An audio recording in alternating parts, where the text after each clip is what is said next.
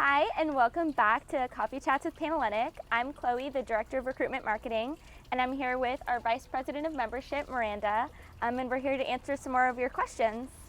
Today we wanted to start off by highlighting where we are on campus today. We're in the Memorial Garden, which is a very special spot to a lot of the students here on campus. It's a very reflective area, very important to our OFSL community, so we thought it was a great way to begin our video today. Yeah, so some of the questions that we've gotten are about our community being predominantly white, and people are wondering if we are welcoming of other races and ethnicities. Throughout the community, on the outside, kind of like you said, it looks predominantly white, but to its core, the women within our community and within Greek life in general are extremely inclusive and want to get to know people of many different backgrounds.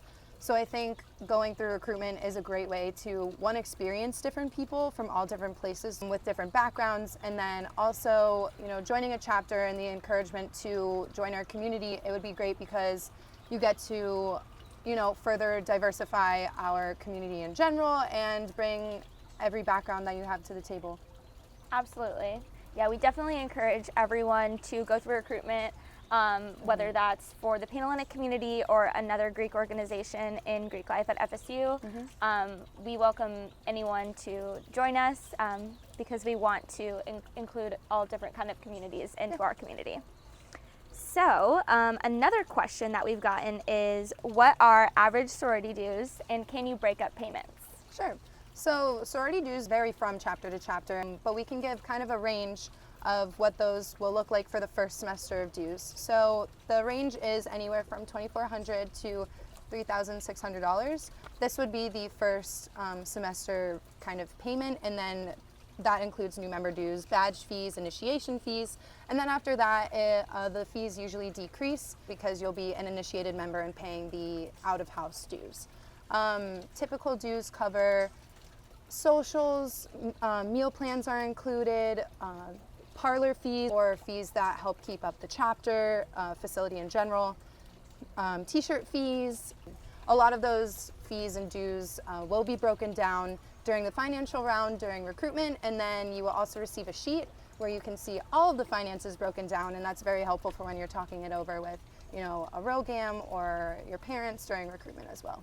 Yeah, and then after your new member fee and your out-of-house fee, if you decide to live in-house, if your chapter has a facility that you want to live in, then those fees will include rent and will increase from there, just depending from chapter to chapter. Everybody is going to be a little bit different, but like Miranda said, it's broken down during our financial round, so they provide all that information for you so that you can factor that into your decision if need be. And additionally, part of the question was about breaking it up or having a payment plan.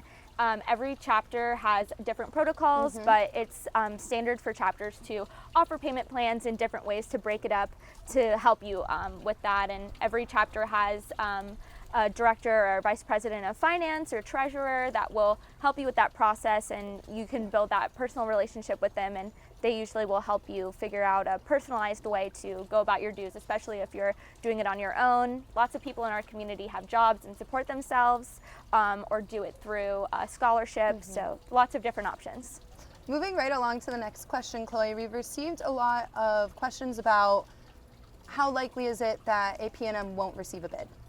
So we have above an 85% rate of our potential members getting bids from the recruitment process. The other end of that percentage is mostly from self-withdrawing from the process.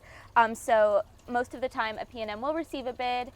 It's just not always going to be accepted by that potential new member, but that doesn't have to do with our end of the process. So that's up to the potential new member on whether or not they're going to have an open mind during recruitment.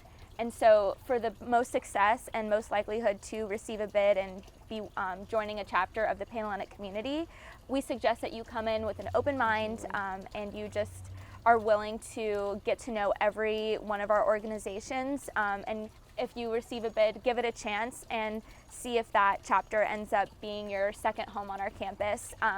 I know from experience being a recruitment counselor, I've seen P&Ms receive a bid and they're not sure about it, or maybe they totally didn't feel like that was where they were meant to be, but they give it a chance on bid day or even just a few weeks, and the place that they want to end up in their second home. I think one of the best ways, also kind of going off of the way to stay open-minded, is going in without these preconceived notions about chapters. And I think, again, one of the best ways to do that is staying off of these online sources, such as, wrong information posted on Facebook that isn't from Panhellenic, or on sites, for example, like GreekRank. I think a lot of those things are just written, especially GreekRank, written out of spite and from people who just aren't in the community, don't understand the community, people who didn't join the community after recruitment for XYZ reasons. I know, for example, even one of my friends in my chapter, her ex-boyfriend wrote a poor rating against my chapter on GreekRank, and it's just little things like that that really do affect your opinions of these chapters if you're reading them. Things flood your head, and you can't help it at times. So I think staying off of those sites and receiving information from us rather than Facebook groups is really important to have the best experience, and just, like I said, stay open-minded. Absolutely. One of the questions that we also received was, will we be having a recruitment Facebook page like we've had in years past? And we are not. So if you are a member of a Facebook page that looks to be a recruitment page, make sure to be aware that this is not information coming directly from Panhellenic. So I would be very cautious in making sure that the information that you're receiving is from a reliable source like our OFSL at FSU, or from Panhellenic directly on social media, our website, through the online orientation modules, and all the different resources that we provide you. But we definitely don't recommend that you are taking information from websites like GreekRank or Facebook pages that we don't run as fact, because more than 100% of the time it's not. It's opinion based, and everybody is open to create their own ideas about it, and we want you to get your experience to be completely unbiased. And that's why we have unbiased members of our community to guide you through that process, like our recruitment counselors and recruitment staff and Panhellenic leaders. And we want you to be able to be as unbiased in yourself through the process and not be influenced by those external sources. So we've also gotten questions from family members asking how recruitment has changed since they've gone through the process. Yeah, I mean, over even the last 5 years, our community and Panhellenic and the recruitment process has changed so much just in our institution.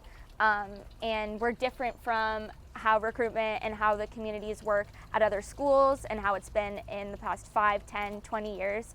We're always progressing and looking to improve our community, and it's very different than what it used to be like. A couple, I think, tangible ways that it's changed is, one, recruitment letters of recommendation. It is statistically proven that it doesn't better a chance or lessen a chance, so that's kind of up to a P&M's discretion to get those. The rounds are different. Recruitment is longer in general. Yeah. We've extended it by 2 days. And that's in the last 2 years. So we're always changing. We have a round breakdown and all of this information in your orientation modules. Ask us directly when we do these FAQ opportunities on our social media. We want you to ask those questions so we can answer them here and give you guys the accurate resources for how things are changing over time. And if you're a parent or a family member of someone going through recruitment this year and want to know more information about specifics of how recruitment has changed, we'd love for those questions so that we can direct you guys in making sure you are ready for recruitment in 2019. Next question, what are selections? How do you make your decisions throughout recruitment and going through the process?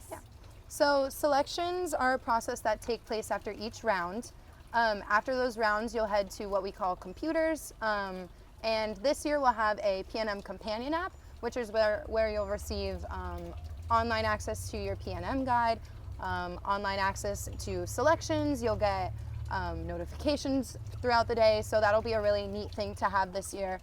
It'll keep P&Ms in the loop all day long, so it'll be really great.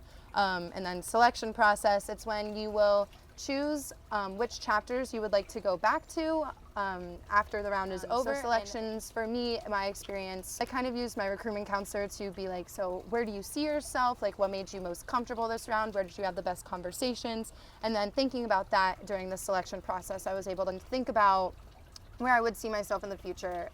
Logistically speaking, you'll go from 17 chapters to 12 to 7 to 2. And like she said, the recruitment counselor is a resource for you. They're trained to help you through that process and guide you and ask those questions to help you think critically about your experiences during recruitment.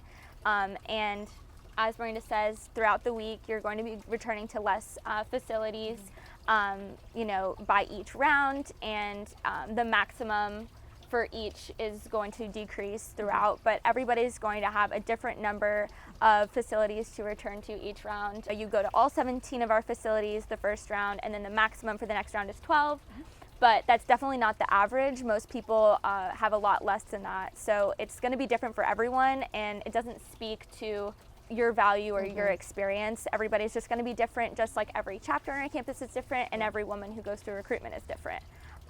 You're going to have a different experience, and your recruitment counselor is a resource to help you understand and think about everything as you're going through.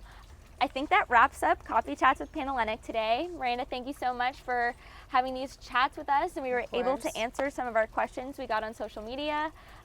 If you guys have more questions, just send us a DM. We'll be putting out prompts consistently, and we'd love to hear from you. See you soon.